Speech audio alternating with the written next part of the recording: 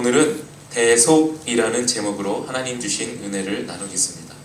도대체 대속이 뭘까요? 좀 어려운 말입니다. 신학적으로 좀 어려운 말인데 대속, 이 말을, 이 용어를 이해하지 않고는 사실은 신앙생활을 할 수가 없습니다. 이 말을 이해해야 합니다. 그래서 조금 어렵지만 이 대속이라는 이 제목으로 말씀을 좀 나누고 또 이해가 되면 좋을 것 같습니다. 기독교 신학에서 이 대속이라는 교리는 하나님과 인간 사이의 죄로 인해 깨진 관계를 예수 그리스도께서 대신 짊어지심으로 회복시켰다는 것을 설명합니다. 이해되셔요? 좀 내용이 길죠? 다시 한번 설명할게요. 기독교 신학에서 이 대속이라는 교리는 하나님과 인간 사이의 죄로 인해 깨진 관계를 예수 그리스도께서 대신 짊어짐으로 회복시켰다라는 것으로 설명할 수 있습니다. 하나님과 우리 사이의 관계가 죄 때문에 멀어졌어요. 그래서 관계가 깨졌죠. 이 깨진 관계가 다시 회복이 돼야 우리가 천국도 가고 하나님의 복도 경험하고 하나님과 관계가 회복되는데, 이 깨진 관계를 회복할 방법이 없습니다. 유일한 방법은 예수 그리스도밖에 없죠. 그래서 이 깨진 관계를 회복시키기 위해 예수 그리스도께서 이 관계를 깨트린 죄의 문제를 해결하신 거예요. 이 깨진 관계를 회복시키기 위해 예수 그리스도께서 십자가에 대신 지신 겁니다. 이거를 신학적으로 대속이라고 이야기합니다. 더 쉽게 표현하면 내가 받아야 할 벌을 누군가 대신 받아준 것을 말합니다. 그러니까 내 죄 때문에 내가 벌을 받아야 되는데 그 벌을 내가 받는 것이 아니라 대신 누군가 받아준 것을 대속이라고 이야기하는 거예요. 어떤 한 아이가 버스를 타려 했는데 돈이 없었습니다. 버스 기사 아저씨는 그 아이를 불쌍하게 여겨서 다른 승객이 듣지 않는 작은 목소리로 아이에게 말했어요. 돈을 내가 대신 낼 테니 너는 그냥 타라, 이렇게 얘기를 했어요. 아이가 그 말을 듣고 조심스럽게 자리에 가서 앉습니다. 기사는 자신의 지갑에서 아이의 요금을 대신 냈습니다.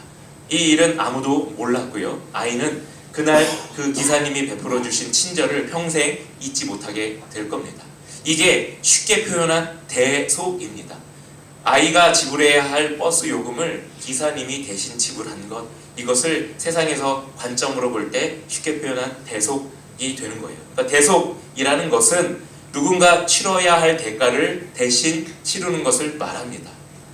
부모는 자기 아이들이 밖에서 잘못된 일을 했을 때 아이 대신 대가를 치릅니다. 사랑하는 아이들이 실수를 해서 실수를 해도 나 몰라라 하지 않는 거죠. 만일 부모인데 학교 밖에서 저지른 아이 잘못에 대해서 부모가 회피하거나 그 책임은 너가 져 라고 해버린다면 진정한 부모가 아닐 겁니다. 그 부모는 아이를 사랑하지 않을 거예요.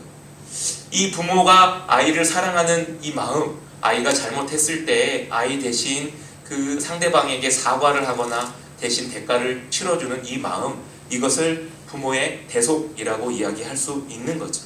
그러니까 이것을 바라보면서 우리는 하나님께서 우리를 향한 그 사랑의 마음, 대속의 마음을 이해할 수 있으면 될 것 같습니다. 이러면 이제 됩니다. 이거 이해되시나요? 이러면 이제 끝나는 거예요. 우리가 함께 로마서 5장 6절에서 8절을 함께 읽었는데요. 이 말씀 다시 한번 보세요. 제가 읽겠습니다. 우리가 아직 연약할 때의 기약대로 그리스도께서 경건하지 않은 자를 위하여 죽으셨도다. 의인을 위하여 죽는 자가 쉽지 않고 선인을 위하여 용감히 죽는 자가 혹 있거니와 우리가 아직 죄인 되었을 때 그리스도께서 우리를 위하여 죽으심으로 하나님께서 우리에 대한 자기의 사랑을 확증하셨느니라. 이렇게 로마서 5장 6절에서 8절의 말씀으로 이야기하고 있습니다. 우리가 연약할 때 약속대로 그리스도께서 경건하지 않은 우리를 위해 죽으셨다라고 말씀은 이야기하죠. 그러면서 7절 말씀을 이야기하는데 의인을 위하여 죽는 자가 쉽지 않고 선인을 위하여 용감히 죽는 자가 혹 있거니와 라고 이야기합니다. 바울은 알고 있었어요. 이 땅에 사는 사람 중에 의인을 위하여 죽을 수 있는 자가 있긴 있구나. 바울은 그렇게 알고 있었죠. 또 이 땅에 사는 사람 중에 선인을 위하여 용감히 죽을 자도 혹 있을 수 있구나. 바울은 이 내용을 알고 있었어요. 여러분 기억하실지 모르겠는데 2001년 1월 26일 날 일본 도쿄 신오쿠보역에서 한국인 유학생 이수연 씨, 당시 26세였는데요. 고려대학교를 졸업한 후 일본 아카몬카이 일본어 학교에서 유학 중이었던 사람입니다. 청년이죠. 사고 당일 그는 아르바이트를 마치고 귀가하던 중 신오쿠보역 승강장에서 술에 취해 선로에 떨어진 일본인을 발견하고 주저없이 선로로 뛰어들어서 구조를 시도했습니다. 그러나 이 과정에서 그 청년 이수연 씨는 열차에 치여서 숨졌죠. 이 사건은 일본 사회에 큰 깊은 감동을 주었고 이후에도 그의 희생을 잊지 않고 기리는 행사가 매년 진행되고 있습니다. 얼마나 지났나요? 24년이 넘었죠. 24년이 지난 지금도 일본에서는 그 희생을 잊지 않고 있죠. 심지어는 LSH 아시아 장학회를 설립해서 그 다양한 국적의 유학생들에게 장학금을 지급하는 그런 일도 행하고 있다고 합니다. 일반 사람을 위한 희생에도 이렇게 긴 시간 동안 사람들이 기억하고 그 일을 회상하는 걸 우리는 봅니다. 한 사람을 위해서 한 사람이 목숨을 바친 그 희생에 대해서도 많은 사람들이 또 한 국가에서 그 희생을 기리는 것을 우리는 이수연 씨를 통해서 보게 되는 거죠. 그렇다면 예수님은 우리를 위해 어떤 희생을 하신 걸까요? 로마서 5장 8절에 이렇게 말합니다. 우리가 아직 죄인 되었을 때에 그리스도께서 우리를 위하여 죽으심으로 하나님께서 우리에 대한 자기의 사랑을 확증하셨느니라. 말씀은 이렇게 얘기하고 있습니다. 우리가 아직 죄인 되었을 때 그리스도께서 우리를 위해서 대신 죽으시고 하나님께서 우리를 사랑한다라고 하는 그 사랑의 확증을 예수를 통해서 하셨다는 거예요. 우리가 아직 죄인 되었을 때 그리스도께서 우리를 위해 죽지 않으시면 우리는 그 죄인된 모습으로 영원히 죽을 수밖에 없는 존재로 살아가고 그리고 죽은 후에 지옥에서 살 수밖에 없는 존재이지만 우리가 아직 죄인 되었을 때 그리스도께서 우리의 죄를 위해 대신 죽으심으로 하나님께서 내가 너를 사랑한다 라고 하는 이 사랑을 예수 그리스도를 통해서 확증하여 보여주셨다는 것을 로마서 5장 8절에서 이야기하고 있습니다. 예수 그리스도는 우리의 죄를 대신 짊어지셨어요.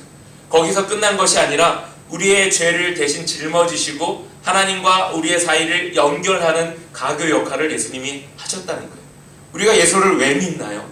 우리가 예수를 왜 믿어요? 한 번도 본 적 없는 예수를 왜 믿을까요? 우리의 죄를 위해서 한 번도 본 적 없는 우리의 죄를 위해서 예수님이 2000년 전에 십자가에서 대신 죽으셨다는 거죠. 우리가 그것을 믿으면 하나님과 우리의 관계가 회복된다는 거예요. 우리가 그것을 믿고 신앙으로 고백하면 하나님과 우리의 관계가 회복될 뿐만 아니라 하나님 나라에 가는 그 길이 열린다는 것을 예수께서 십자가의 죽으심으로 보여주신 거고 십자가의 죽음을 통해서 하나님께서 내가 너희를 사랑한다 라고 하는 이 확증된 표징을 우리에게 보여주셨다는 거죠. 이수연이라는 청년이 대신 죽고 목숨을 살린 그 일본 사람은 지금 어떻게 살고 있을까요? 여러분 상상해 보신 적 있나요? 24년이 지났는데 이수연이라는 어떤 청년이 목숨을 잃고 그 사람이 나를 살리고 그 사람은 죽었어 라고 그 산 일본 사람 지금 어떻게 살고 있을까요? 저는 모릅니다. 조사해보지 않았어요. 세상에 대해 나와 나를 구한 사람이 이수연이라는 한국 청년이라고 그 사람은 알리며 살지는 않더라도 최소한 그 청년의 죽음을 헛되게 하지 않기 위해 허랑방탕하며 살지는 않을 거라 확신합니다. 내가 죽을 수밖에 없었지만 26밖에 먹지 않았던 어떤 청년이 타국의 어떤 청년이 나를 위해 대신 목숨을 잃고 내가 그 청년의 목숨값으로 살았으니 악하게 살아야지 그러진 않을 겁니다. 이제 다시 사는 내 인생 허랑방탕하며 여전히 살던 대로 살아야지 그렇게 살지도 않을 겁니다. 최소한 자기 목숨에 대한 2배는 더 가치 있게 살려고 애를 쓰는 삶으로 살지 않을까 이렇게 생각을 해봅니다. 만약에 그 사람이 허랑방탕하게 살았다면 목숨값을 대신 지불하고 죽었던 이수연 씨는 아마 되게 헛된 죽음이 됐을 거겠죠. 그런데 저는 그렇게 믿고 싶지는 않아요. 예수께서 우리의 죄를 대신하여 십자가에 죽었습니다. 예수님의 십자가의 죽음을 통해서 영원히 죽을 수밖에 없는 우리는 새로운 삶을 살게 된 것이죠. 여러분들은 그렇다면 예수님의 목숨값으로 사신 여러분의 삶을 지금 어떻게 살고 계시나요? 2000년 전에 나 대신, 내 죄 대신 십자가에 죽으신 그 예수님의 목숨값을 뒤로 하고 여러분들 지금 어떻게 살고 계시나요? 내 인생, 내 삶, 내 건이 내 마음대로 누리며 편안하게 안락하게 살겠다라고 그렇게 사시나요? 아니면 예수님의 그 십자가의 죽음 대신하여 내가 살아났으니 가치 있게 의미 있게 하나님의 말씀대로 순종하며 살겠다 다짐하며 사시나요? 여러분의 삶을 한번 돌아보시기를 바랍니다. 만약에 내 인생 내 건이 내 마음대로 살겠다라고 하면 예수님의 목숨과 십자가의 죽음은 헛된 죽음이 될 겁니다. 의미 없는 죽음이 될 거예요. 세상 말로 개죽음이 될 겁니다. 그러나 여러분이 예수님의 그 십자가의 죽음, 그 뒤에 나를 위해 대신 죽은 그 은혜에 감사하며 그 대속의 은혜를, 그 의미를 내가 새기며 살겠다라고 다짐하는 그 순간부터 여러분의 삶은 다른 삶이 될 겁니다. 지금처럼 살아왔던 그런 삶이 아니라 또 다른 삶으로 나아가게 될 겁니다. 대속의 은혜를, 그 목적한 바를 뜻있게 살기 위해서 첫 번째 그 목적을 의미 있게 하기 위한 방법이 있습니다. 제가 그걸 오늘부터 세 가지, 지금 이 시간 세 가지로 설명할 건데요. 첫 번째는 대속의 은혜, 그 은혜를 의미 있게 살기 위해 그 첫 번째 목적, 우리를 죽으신 그 목적, 대속의 목적, 이것은 첫 번째로 하나님과의 관계 회복에 있습니다. 죄로 인하여 깨진 하나님과의 관계를 회복하기 위해 예수께서는 자신을 산 제물로 드려 십자가에 죽은 겁니다. 그러니까 예수님의 십자가의 죽음은 그냥 우리의 죄만을 위해 죽은 것이 아니라 하나님과의 관계 회복을 위해서 죽은 겁니다. 죄인으로 죽을 수밖에 없는 수많은 사람들이 그리스도께서 십자가에 달려 죽은 이 사건을 믿음으로 하나님과 관계의 회복의 길이 열리는 것이죠. 여러 방법으로 하나님과의 관계를 회복할 수 있지만 가장 기본적인 것은 바로 예배를 통해서 하나님과 관계가 회복되는 것입니다. 따라서 대속의 은혜를 받고 인정받는, 그 대속의 은혜를 인정하는 성도들은 하나님 앞에 나와 예배 드리는 것을 소중히 여길 수밖에 없습니다. 교회에서 예배를 소중하게 여기고 주일을 성수하고 주일에 예배 나와 하나님께 예배 드려야 됩니다 라고 하는 것이 헌금을 많이 걷기 위해서, 출석 성도를 늘리기 위해서 하는 그 요식행위가 아닙니다. 예배를 강조하고 예배의 진정한 의미를 깨우치기 위해 목회자가 그렇게도 여러분들을 닥달하고 주일날 나와야 됩니다 라고 하는 것은 하나님과의 관계 회복을 위해서입니다. 여러분, 하나님과 관계 회복되셔야 합니다 라고 하는 것을 강조하기 위해서 주일 성수를 강조하는 겁니다. 이것은 대속의 은혜를 체험한 사람들은 당연히 이 강조에 대해서 수용할 수 있어야 합니다.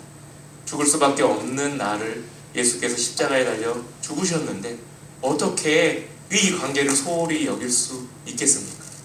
어떻게 이 관계를 등한히 여길 수 있겠습니까? 하나님과의 관계 회복을 위해서 목숨 걸고 예배에 참여해야 하는 거죠. 아까 말씀드린 대로 목숨 걸고 예배에 참여하는 것, 이 행위가 예배 출석 성도를 늘리기 위해서도 아니고 헌금을 많이 걷기 위해서도 아니고 규모를 늘리기 위해서도 아닙니다. 여러분의 신앙, 여러분의 삶이 하나님과 관계가 온전히 다시 회복될 때에 대속의 의미가 다시 살아나는 거죠. 그래서 예배를 강조하는 겁니다. 이거 말고 하나님과 관계 회복되는 길이 또 많이 있어요. 그런데 주일 예배는 가장 기본 중에 기본이 되기 때문에 목회자가 강조하는 거죠. 또 대속의 은혜를 우리에게 허락하신 두 번째 목적은 그리스도와 연합하는 것입니다. 예수 그리스도의 십자가 죽음은 죄인인 나를 위한 죽음입니다. 따라서 우리는 그 죽음에 합당한 삶을 살아야 하는 거죠.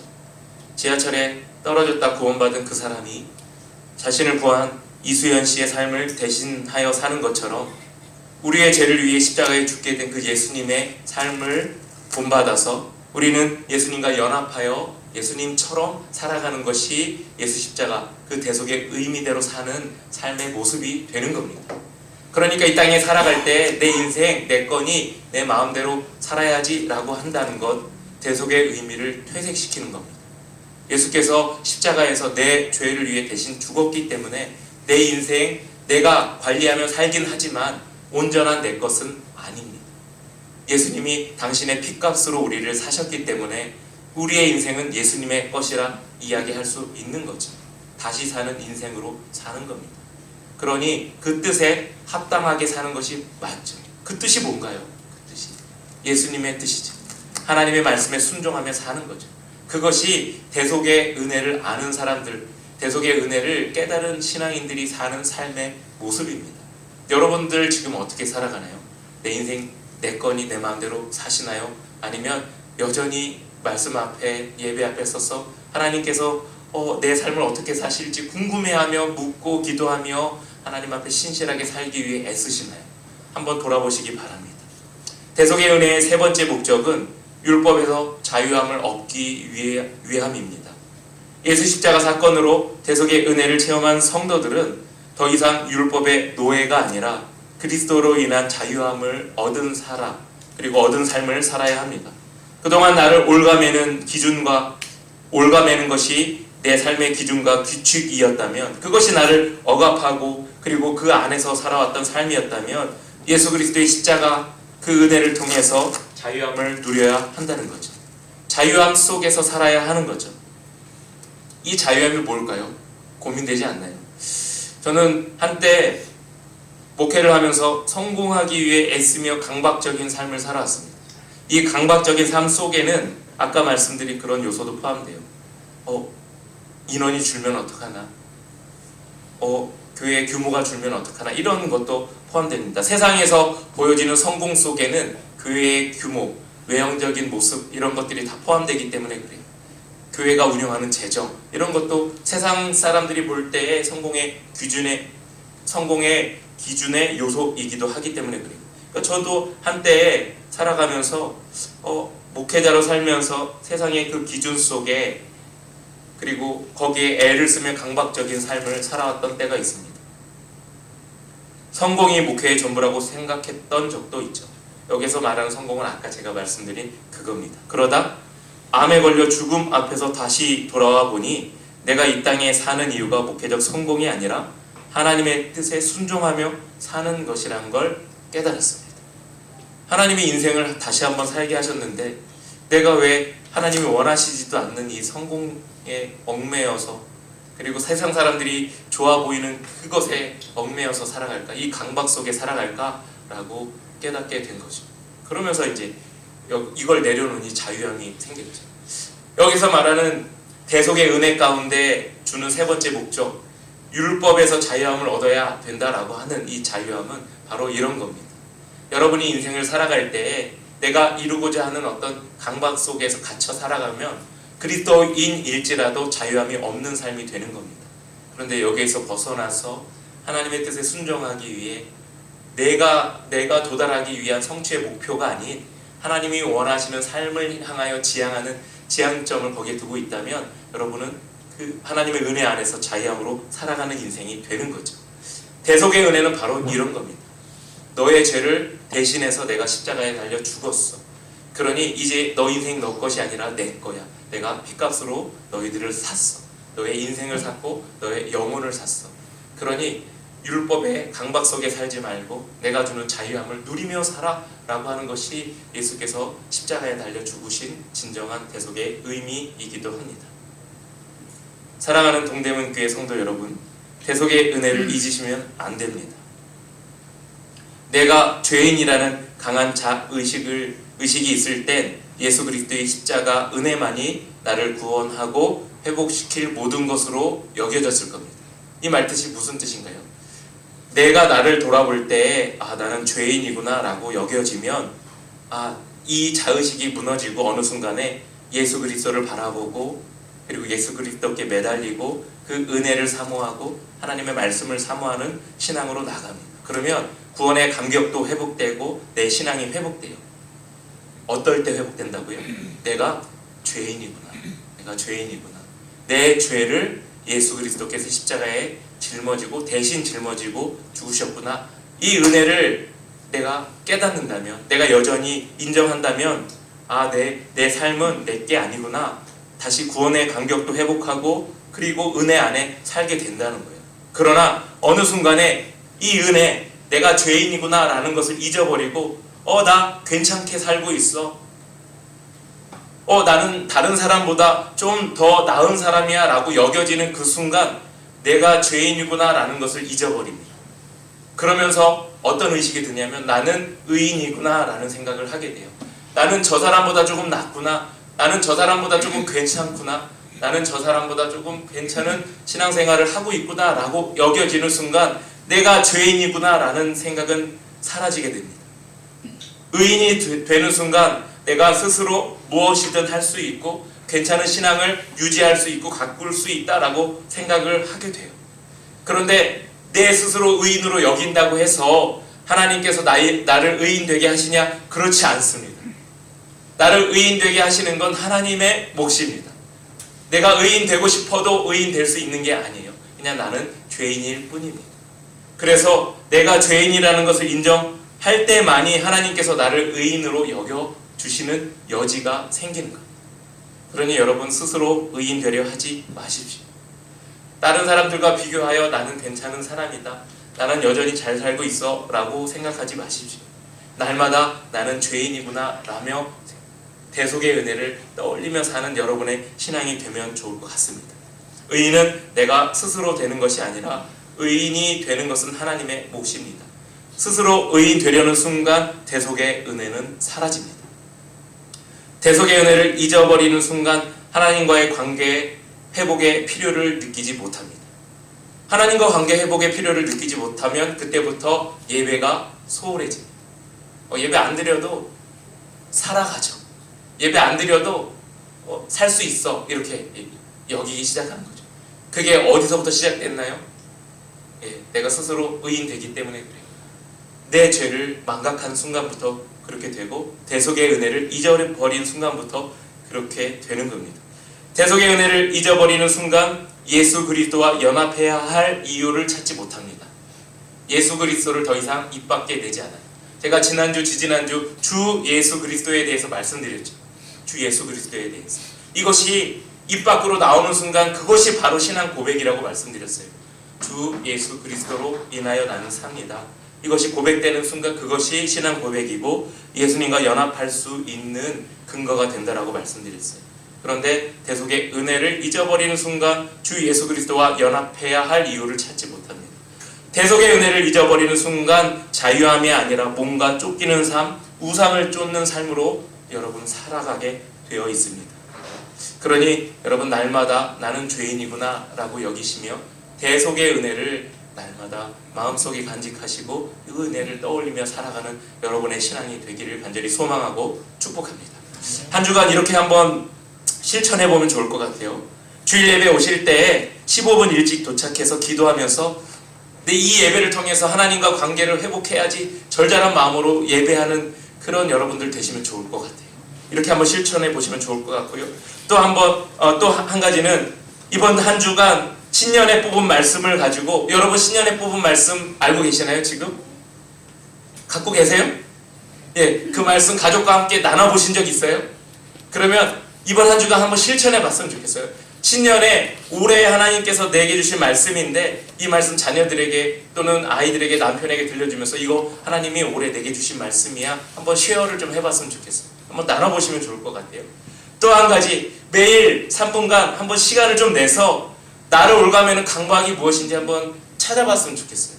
지금 내가 돈을 쫓고 있는지, 성공을 쫓고 있는지, 아니면 관계를 쫓고 있는지 한번 찾아봤으면 좋겠어요. 그리고 그 강박을 내려놓는 시간을 기도하면서 한번 가져보는 한 주간 되기를 바랍니다. 사랑하는 성도 여러분, 아직까지 대속의 은혜를 믿지 못하는 분이 있다면 오늘 예수님의 십자가를 바라보시기 바랍니다.